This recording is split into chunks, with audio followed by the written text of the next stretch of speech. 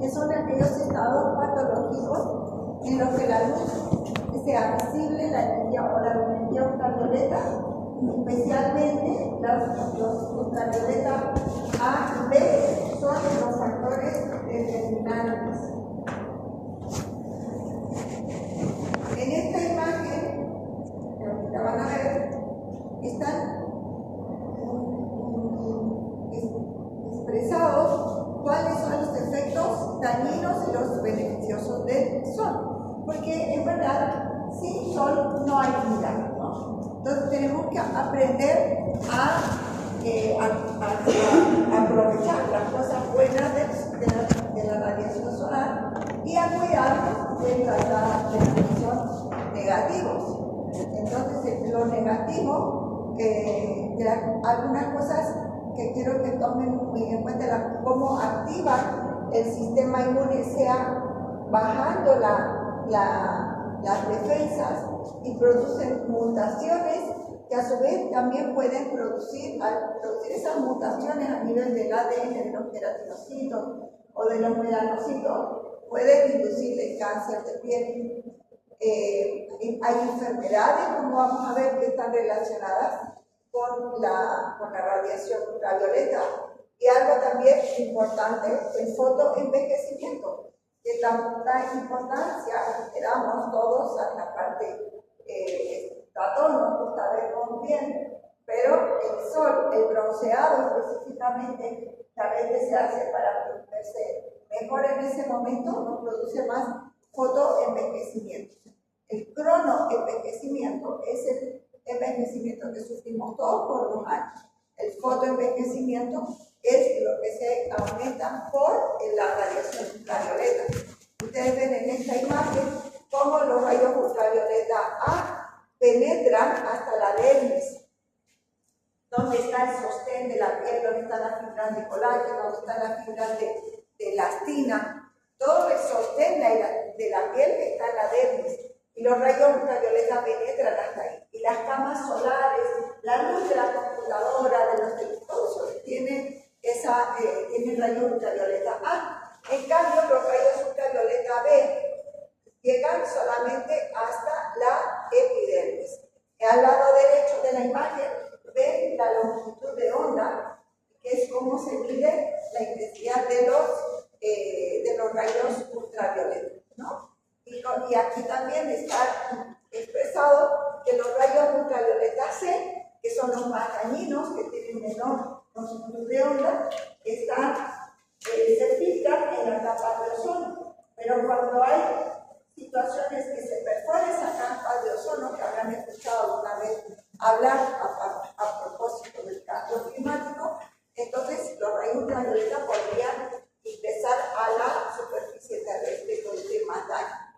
La exposición solar crónica va a producir una inflamación, va a alterar la regulación de las citocinas y va a modificar la respuesta de los linfocitos T.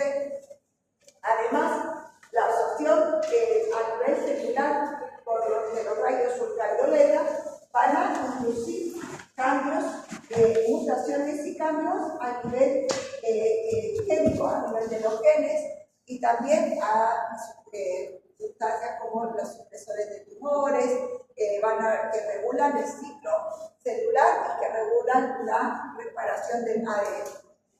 Aumentan las especies reactivas de los radicales libres, ¿no? Los ERO o especies reactivas de oxígeno, que llegan a sobrepasar el sistema que tenemos de regulación de estos radicales. Se acumulan y producen a su vez más daño. Y van a favorecer la formación de autoinmunidad y inmunosupresión. Por eso hemos visto cuando hablamos de bénficos que el sol, la radiación ultravioleta, puede inducir un episodio de bénfico en personas que tienen genéticamente predispuestas, o el herpes simple labial, en la exposición solar también puede activar en la aparición de un episodio. El fototipo, ustedes van a leer seguramente en su texto o habrán escuchado hablar qué es un fototipo. El fototipo es una serie de características de la piel y también del pelo y de las uñas, no, de los ojos, perdón, que van a hacer haya la tendencia a tolerar mejor o no la radiación ultravioleta. Y en qué grado lo van a hacer, y a su vez este fototipo también va a tener mayor predisposición al tipo de cáncer de piel. Entonces esta es una clasificación de Fitzpatrick, entonces donde todos está el fototipo descrito del tipo 1 al tipo 6, siendo que el tipo 1 son las personas albinas y el tipo 6 es la raza blanca y negra, ¿ya? Entonces, y vean, por ejemplo, que el fototipo 2 se quema fácilmente, no se broncea nunca. Quieren broncearse, pero no tienen los melanocitos esa capacidad de inducir melanina y de producir el bronceado. Entonces siempre van a sufrir quemaduras solares. El fototipo 3 puede, con mucha paciencia, puede irse bronceando. En cambio, el fototipo 4 se broncea fácil. Y aquí en este otro bloque, las características pigmentarias, ven como el fototipo 1, 2, inclusive parte del 3, tienen alguna forma del 3, la piel clara, el pelo más rubio, el pelo pelirrojo, los ojos azules. Estos son fototipos más bajos. Y los fototipos más altos, hay la piel morena, el pelo negro, los ojos también. Entonces, contra el fenotipo más bajo, hay mayor riesgo de quemadura solar y de cáncer de piel. Contra el fototipo más alto, hay menor riesgo de quemadura solar y menor riesgo de cáncer de piel. Aquí repasamos lo que veíamos en esa imagen de las barritas, como los rayos ultravioleta C, que van de 100 a 290 nanómetros, no llegan a la superficie terrestre. Los ultravioleta B producen quemaduras solares. ¿Y a qué hora están los ultravioleta B? Al mediodía, entre las 10 y las 4 de la tarde, cuando hay más radiación ultravioleta. Entonces, por eso cuando vamos a la piscina, vamos a la playa, vamos al campo al mediodía, nos quemamos por los ultravioleta B. En cambio, los ultravioleta A están durante todo el día y también son los que emanan esta luz y que tienen una longitud de onda más larga, que va de 320 a 400 nanómetros. Otros factores que influyen en la radiación que recibimos está la altitud, si vivimos en zonas altas, si vivimos en zonas bajas, si vivimos cerca del Ecuador, si vivimos lejos, si es en invierno, si es verano, ¿no? Todo eso en relación también a la cercanía con los rayos ultra y con los rayos solares va a determinar. Y el ambiente, ¿no? El terreno también influye. Cuando estamos, por ejemplo, si no hay nubes, las nubes algo filtran, no mucho, pero filtran, pero también el agua, la arena, la nieve, que al recibir los rayos solares, la luz se refleja, ¿no? O hay reflexión o refracción, y podemos recibir más radiación. Por eso cuando estamos en piscina, en playa, estamos en la nieve o en la arena, al reflejarse los rayos que rebotan, ¿no? O de refracción, recibimos directo y de rebote, ¿no? Pues esa es la razón por la que nos quemamos más. ¿Qué fotodermatosis conocemos? Las idiopáticas, que no conocemos cuál es su patología, las que son por factores, por agentes externos, como las fototoxicidad, las fotoalergias, los que son por factores endógenos o agentes endógenos, como las porfirias, y las que se exacerban, que tienen otra etiología, pero que se exacerban después de la exposición solar, como pélvicos, lupus, herpes y el La fotoalergia es una reacción cutánea adquirida donde se produce una reacción de fotosensibilidad entre un fotosensibilizador, que es un producto químico que puede ser por contacto, puede ser ingerido, y la radiación ultravioleta. Y se activa la hipersensibilidad tipo celular o tipo 4, ¿no? Entonces, cuando hay una fotoalergia, siempre van a aparecer en el lugar primero de exposición solar, pero en una fotoalergia puede diseminarse a otras partes porque ya se va a activar la hipersensibilidad del tipo 4. En cambio, en la fototoxicidad, las sustancias químicas, sean fármacos o pueden ser perfumes, cualquier sustancia química que actúe como un soraleno, que capte la radiación ultravioleta, siempre va a ser en el lugar de exposición solar. Y el daño va a ser inflamatorio, no va a quedar memoria, ¿de acuerdo? Como en la fotoalergia. ¿Cuál es la fototoxicidad más frecuente? La fitofotodermatosis, que es una reacción con una sustancia química, es un soraleno. La más frecuente es el jugo de limón, pero pueden haber en otras plantas, o en otros cítricos. Y el sol, tiene que haber una cantidad de radiación, una cantidad de humedad, un tiempo de contacto específico para que se produzca esa reacción. Primero aparece una área eritematosa que va a seguir el trayecto donde ha estado, o la forma donde ha estado la sustancia en la piel. Por ejemplo, si se ha salpicado, va a nacer como gotitas. Si se ha derramado, va a tener esa misma. La área más frecuente es la mano. Generalmente el jugo de limón, que se toma la limonada o que se está escribiendo, ¿no? Ahora, algunas plantas también uno puede estar caminando y tener el trayecto de contacto de esa sustancia. Después se va, inclusive pueden haber ampollas, en cuadros muy agudos. Y después viene un proceso de hiperpigmentación. Entonces, cuando hablamos de clínica, lo más importante es la tipografía que siempre va a iniciar en el área de exposición solar. Pero acuérdense que una fotoalergia severa puede diseminarse por lo que ya hablamos antes. Fototoxicidad generalmente se queda en el lugar. Puede haber ardor, puede haber prurito, sobre todo si hay fotoalergia. Si es fototoxicidad, generalmente predomina el ardor. Puede haber eritema, puede ser el eritema violáceo, que a veces nos hace confundir, pensar en cuadros purpúricos más severos, pero esto es benigno, no es de severidad.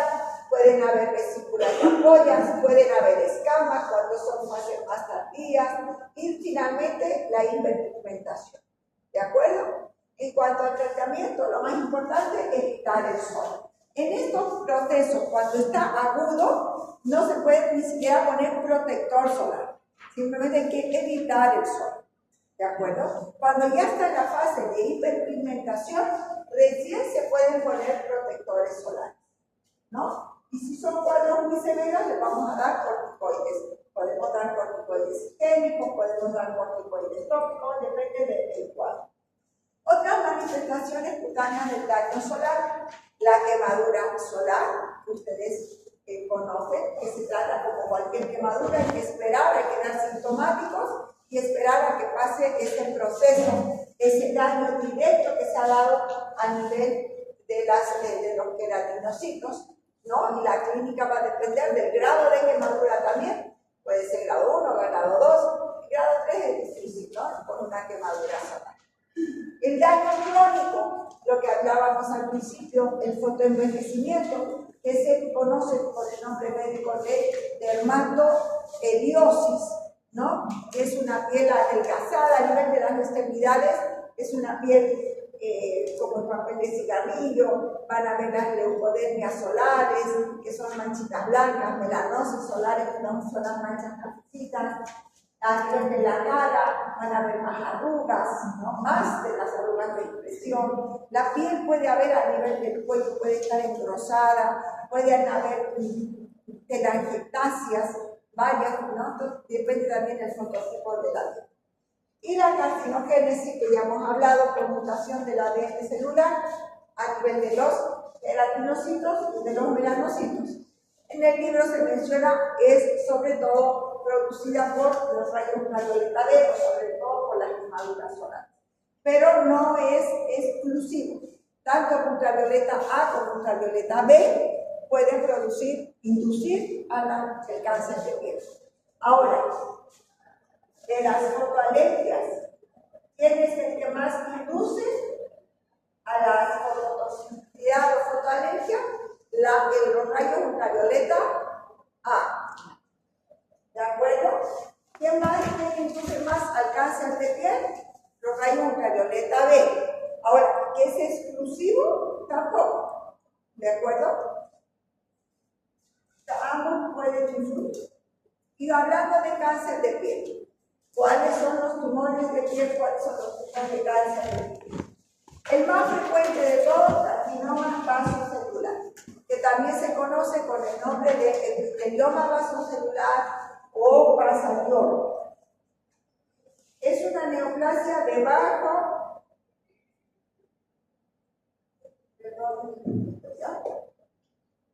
la licenciada.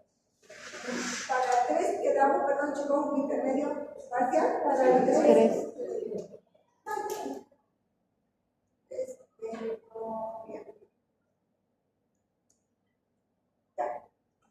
Es una neoplasia de bajo grado de malignidad, lo cual no significa que no sea maligno. Por favor, no me pongan que es un tumor benigno.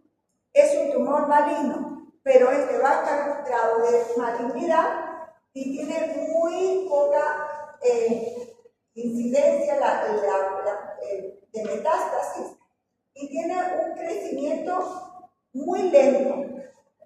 Entonces, por eso decimos que tiene un bajo índice de malignidad, pero es un tumor maligno de piel.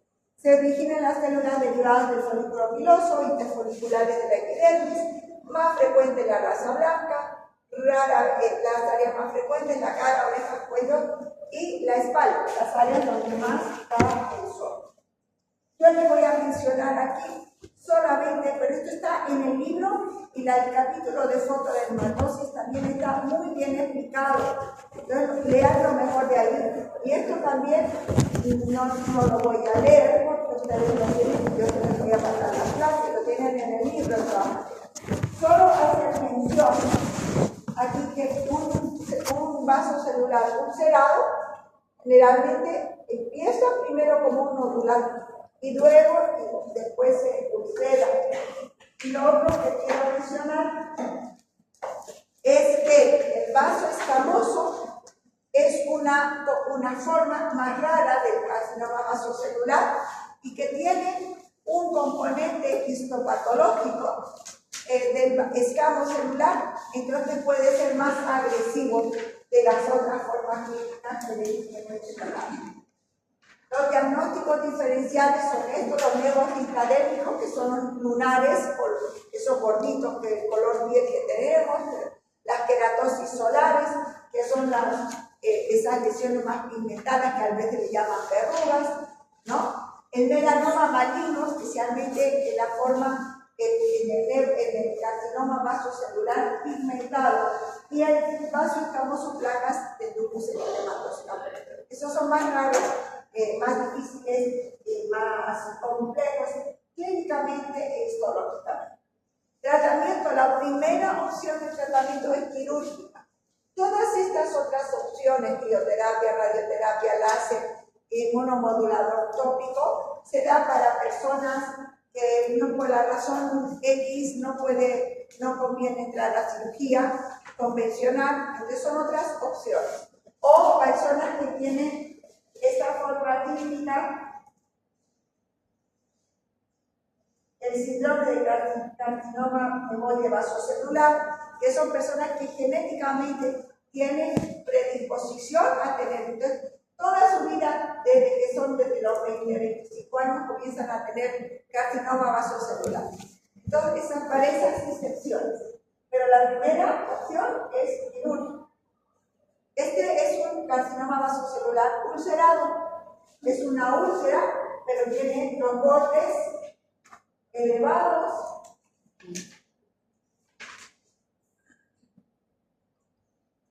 Tiene los bordes elevados, brillantes, perlados, tienen unas listas de pigmentación melánica tienen en el fondo de la úlcera una costra hemática. Y si palpamos a los lados, va a estar como infiltrado, se nota como un globo. Aquí hay dos úlceras. Están cubiertas por una costra menicélica. Estas lesiones ulceradas pueden sobreinfectarse o pueden sangrar fácilmente.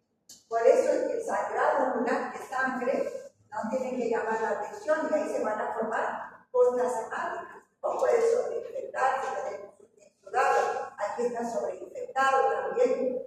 Pero en este caso, como vemos, son los bordes elevados con una superficie como brillosa, como perlada, por sentimos como un brillo perlado. Ahora, ¿cuánto tiempo de evolución? Esta lesión puede tener varios años de evolución.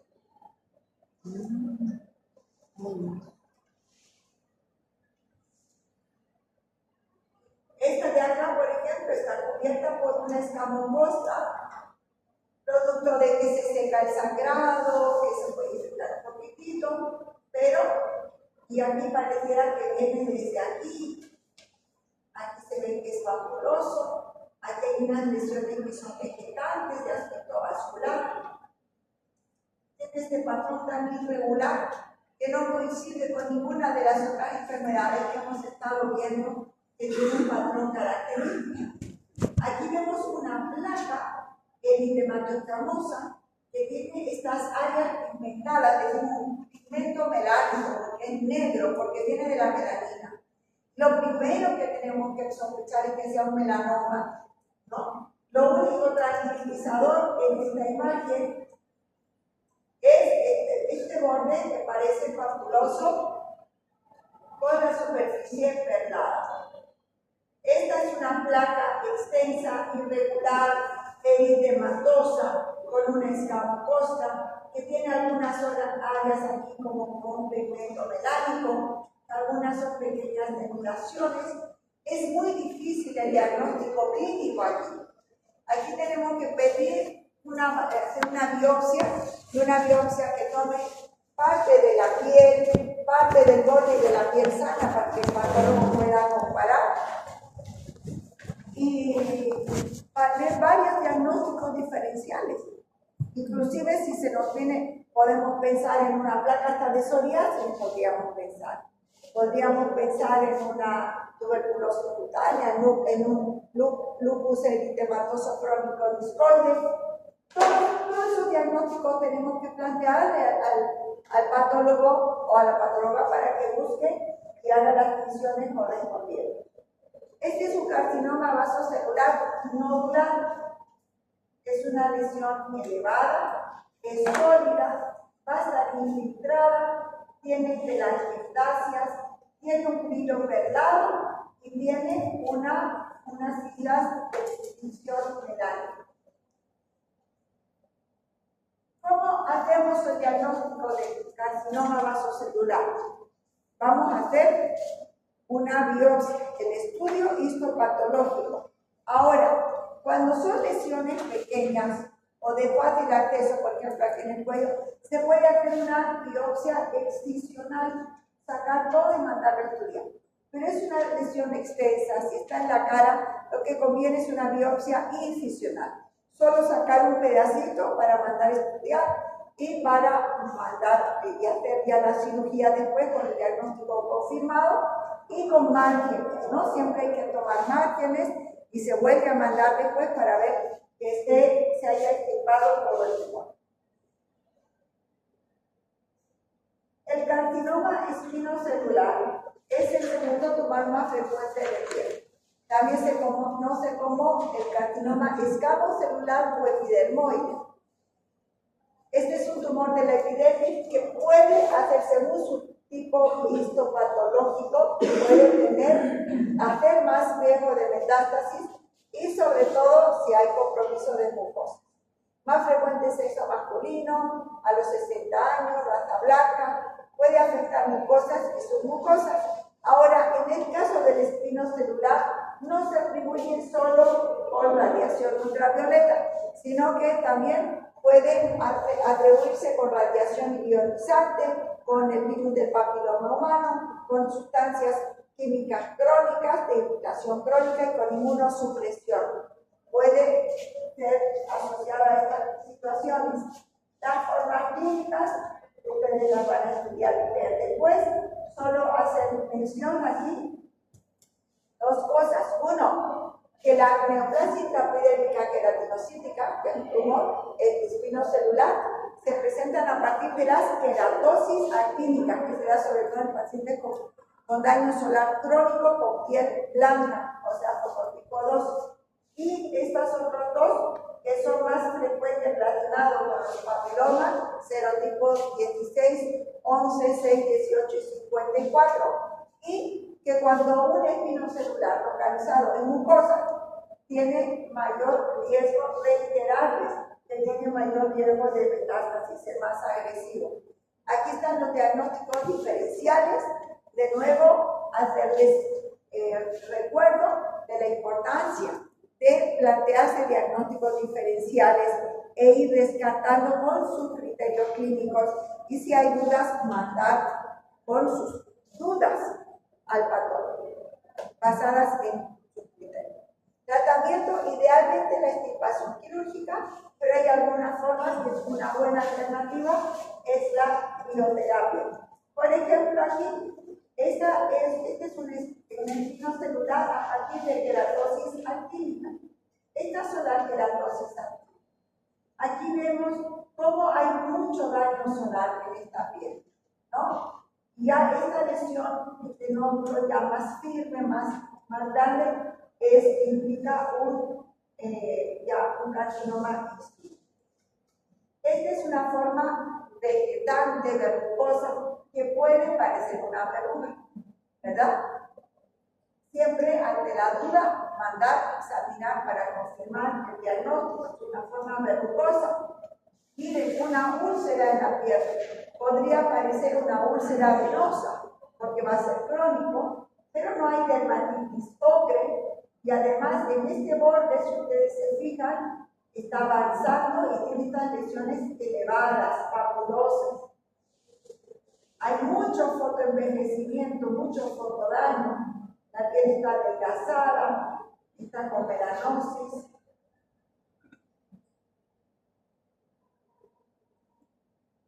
Esta otra también, difícil de decir con certeza al paciente decir es un carcinoma, porque puede ser una tuberculosis cutánea, puede ser una esporotricosis, ¿no? Es una lesión vegetante porque están creciendo sobre la superficie de la piel, es plana, es extensa, la superficie está engrosada en solución de continuidad y los bordes son papulosos. En grande, la electrodisplasia de Keiran, una úlcera rasa cubierta por un escamocoso. Una úlcera en la lengua, pero fíjense cómo está la superficie de la lengua y aquí cómo está elevada e infiltrada. Y la superficie está ulcerada, aquí claro que tiene citrina. Pero esta elevación, esta infiltración, tiene que llamar la atención. Lo mismo aquí, es una úlcera, sí, pero está infiltrada. Miren, este es el borde del labio, y aquí miren que está infiltrado en la superficie erosada. En este caso, por ejemplo, ustedes ven que es una foto antigua, de Atlas, seguramente el paciente fumaba pipa. Este trauma constante hacía que la persona favorecía la aparición del carcinoma. Ahora, el carcinoma espinocelular en boca ha aumentado por el consumo por el masticar la coca y que le ponen otros químicos y cosas. Ese trauma constante más esos químicos también ha hecho que aumente el cáncer de boca. Y el melanoma maligno, que es el tumor maligno de la piel más agresivo y el más frecuente entre los tres. Más frecuentes, este es el menos frecuente de los tres, pero es el más agresivo. También puede tener una aparición en otras áreas, como la dermis, a nivel de ojos, en meninges, en mucosas, donde haya melanocitos.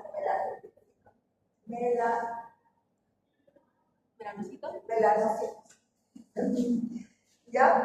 En más común en la raza blanca hay un factor genético que influye tanto para desarrollar el melanoma como también pueden haber melanomas que tengan mejor respuesta a tratar cuando ya son metastásicos, algunos tratamientos que otros o sean más agresivos que otros.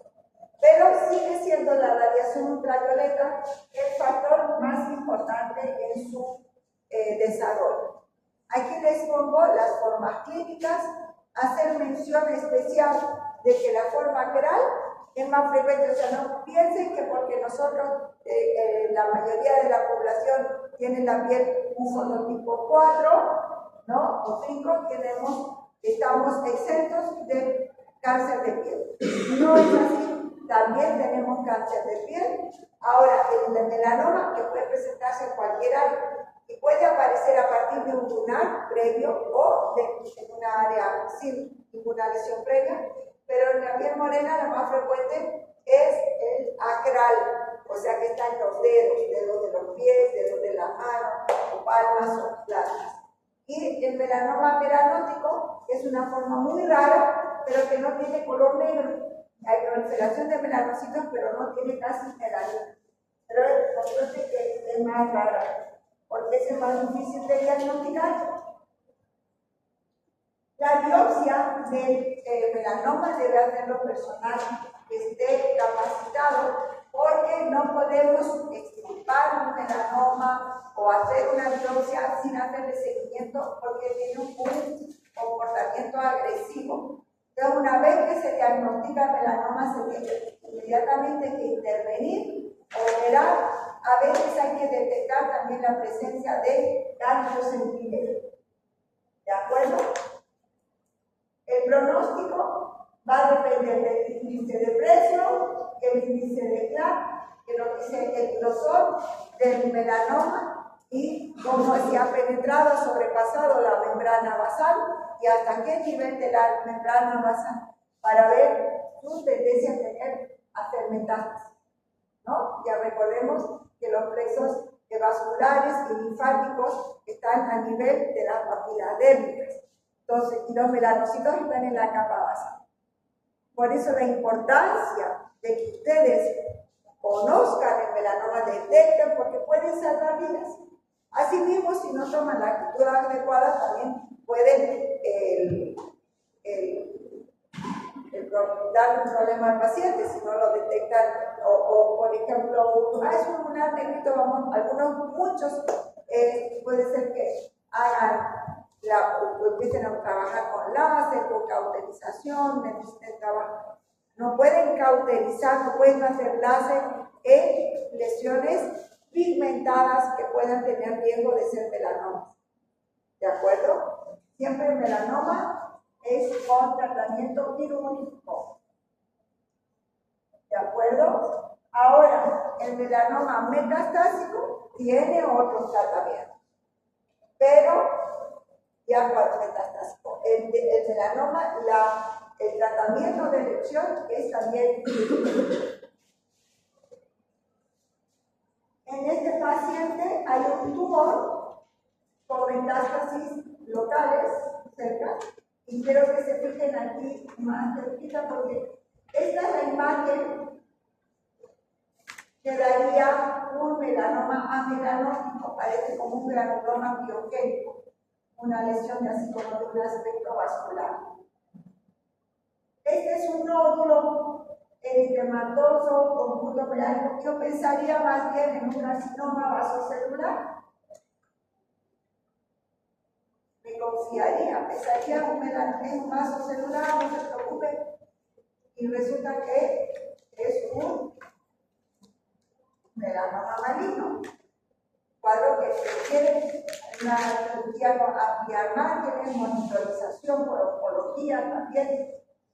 Y aquí se va a aplicar lo que conocemos como el ABC de los lunares, que vamos a ver ahorita. Esta es una lesión pigmentada que mide más de medio centímetro, que es irregular, que es asimétrica. Si doblamos por uno encima del otro, una parte, la mitad de la lesión no es igual a la otra y tiene los bordes irregulares. Podría parecer solo lunar, pero miren aquí cómo está avanzando. Aquí tienes los bordes, es asimétrica y los bordes son irregulares. Para mostrarles que la melanoma puede aparecer en otras áreas, pero la más frecuente es esa área. Usted deseo dice que terminar la materia conociendo el ABC de los lunares. A de asimetría, B de bordes, C de color A. Puede ser que sea un color negro o puede ser colores que no sean homogéneos, que puede tener varios colores. El diámetro mayor a 6 milímetros y la evolución. Un lunar o una lesión médica o que se piense que es médica, que comienza a crecer, que comienza a picar, que comienza a sangrar, que comienza a tener cambios de color.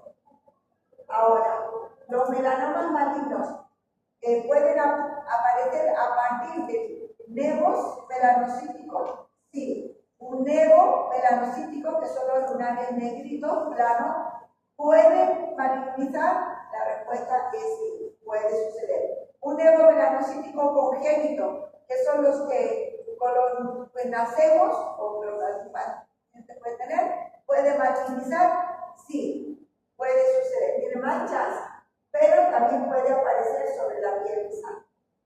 ¿De acuerdo? Y ahora, ¿qué tal? Ustedes tienen que saber en cuanto a la fotoprotección.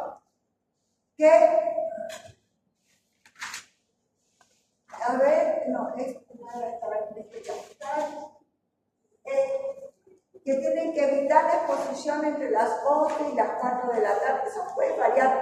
Algunos más extremos dicen entre 10 y 4. Si es una piel blanca con lunares antecedentes, bueno, pues habrá que decirle de 10 a 4. Lo más importante es durante 11 y 3 de la tarde. El uso de protector solar, factor 50, que se tiene que aplicar, todos debemos usar en la mañana, al mediodía, media hora antes de salir al sol, si es que vamos a salir a media mañana o media tarde. La ropa sintética, hay algunas ropas que vienen que filtran los rayos ultravioleta, sobre todo en los países donde hay mucha incidencia de melanoma, como Brasil, Australia, Norteamérica. Entonces, van a la playa, sobre todo los niñitos, con ropa con protectores, el color negro, aunque produce mucho calor porque capta rayos ultravioleta e infrarrojos, también nos protege, filtra los rayos ultravioleta A y B. Cuando nos mojamos, baja la protección y se debe evitar los mensajes confusos, como que broncearse es más saludable que broncearse en el sol. No, broncearse definitivamente no es saludable para nada. ¿De acuerdo? El otro, que los protectores solares no hay protección 100%. ¿Y qué son los protectores solares? Son sustancias orgánicas o inorgánicas que son capaces de captar la radiación ultravioleta para impedir que dañe a las células o de reflejar los rayos para que no penetren a la piel. El factor de protección recomendado actualmente es que diga FPS 50. FPS significa factor de protección solar. Tiene que ser 50 más. Ya no dicen FPS 100, eso no existe. ¿De acuerdo? Y quiere decir que ese protector solar va a proteger 50 veces el tiempo antes de que se queme. O sea, no es que tú no te puedes quemar con un protector 50. Si estás al mediodía durante 3 horas con una aplicación de 50, igual te vas a quemar, ¿no? Pero te protege más tiempo del que si estuvieras menos al protector. Cuanto más bajo el factor de protección, menos protección, ¿no? La aplicación de los protectores solares tiene que ser a partir de los 6 meses de vida. el mayor daño del sol en la piel se da en la infancia y en la adolescencia hasta los 18 años. Eso no quiere decir que los adultos no tengamos que protegernos más. Ya tenemos daño del sol, eso es irreversible, pero podemos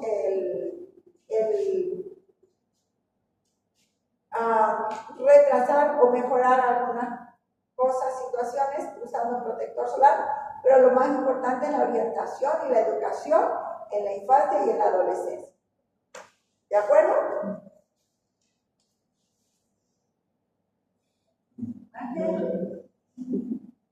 Y otras neoplasias malignas que no tienen relación con la luz ultravioleta, les pongo aquí una. Hay otras, varias, pero son mucho más raras. Entonces, eso lo vamos a poner en el temario de la materia, pero sí vamos a hablar un poquito de linfomas, aunque ustedes van a hablar en cuanto a hematología, también les van a pasar linfomas. Pero quiero hacer mención de esta forma de linfoma de células T, cuyo origen son los linfocitos T de la piel. Esa es la diferencia. Y se llama micosis fungoide porque quien describió aparecían como grandes hongos en la piel. Por eso tiene ese nombre, pero no tiene ninguna relación con hongos. Es una neoplasia maligna de los linfocitos T. Tiene una evolución muy larga, es más frecuente en adultos, pasa por 3 etapas. La primera etapa, en verdad, como todos los linfomas, pueden ser cuadros muy engañosos, ¿no? Puede ser difícil del diagnóstico. La primera etapa se caracteriza por placas eritematosas y escamosas muy pruriginosas, que parecen una dermatitis alérgica, un eczema. Y de hecho mejora con tratamiento con corticoides, pero vuelve a aparecer. Y bueno, entonces ahí tenemos que ir pensando, si el paciente es confiable, ir descartando y empezando a pensar en biopsias. Ahora, la biopsia en el linfoma a veces requiere de estudios que se llaman de inmunohistoquímica, porque inclusive en la patología puede ser de difícil diagnóstico. La segunda etapa son placas violáceas infiltradas que parecen nódulos, y la tercera etapa ya tiene un compromiso sistémico, es más grave y tiene una aparición de tumores y lesiones que van exacerbándose y diseminándose. El tratamiento es con elecciones con quimioterapia, pero también se puede hacer fotoquimio, pueden hacerse corticoides, no hacen inmunoterapia. En este caso, el linfoma de células T no tiene, el tratamiento es del tipo clínico. ¿Ya? Aquí vemos nódulos eritematoviolaceos. Aquí vemos placas eritematosas. Tiene una coloración un poquito violácea, que no tiene que hacer, ominoso, que no tiene que hacer también el sospechar, y ya un cuadro ya más avanzado, donde hay infiltración y hay nódulos, ¿no? De diagnóstico mucho más, bueno, aquí ya de partida un paciente que nos llega así, ya nos hace sospechar de cuadro más severo, y seguramente que no vamos a retenerlo, ¿no? Pensando como si fuera una alergia, no vamos a encaminar, pero es diagnóstico. Esta es una forma poco frecuente del linfoma que se llama síndrome de Sézary, S-E-Z-A-R-Y, síndrome de Sézary, que se caracteriza por un eritema generalizado, con un prurito intenso y con escamas. Cuando se presenta esto se llama eritrodermia, una condición de eritema generalizado con escamas. Pueden tener una eritrodermia por dermatitis de contacto, por dermatitis seborreica, por dermatitis atópica, por psoriasis. Hay muchas formas de eritrodermia, y otra por linfoma. Y la paraneoplásica también. hayamos escuchado, recordar que no es solamente la forma epidémica que es relacionado con SIDA, aunque en nuestro medio lo que más tenemos es el sarcoma de Kaposi epidérmico. Segundo, el sarcoma de Kaposi asociado a los trasplantados renales. Y las otras formas, el endémico y el clásico, que es más frecuente en África. ¿De acuerdo?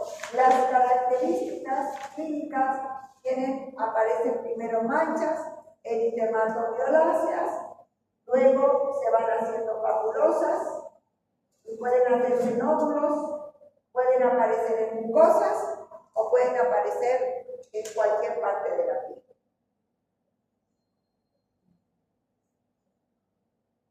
¿Listo, chicos?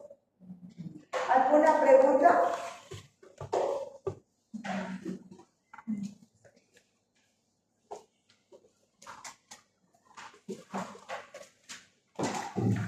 Muy bien. Sí. El nevo es como una... ¿Qué sería el nevo?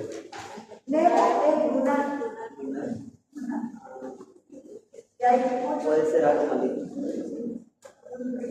Cuando dicen nevo, son lesiones de proliferación celular benigna. Entonces hay nevos celulares, nevos compuestos, nevos melanocíticos, nevo infeccioso, nevo infeccioso. Hay muchos tipos de nevos celulares. Entonces, si tú dices nevo, entonces es benigno.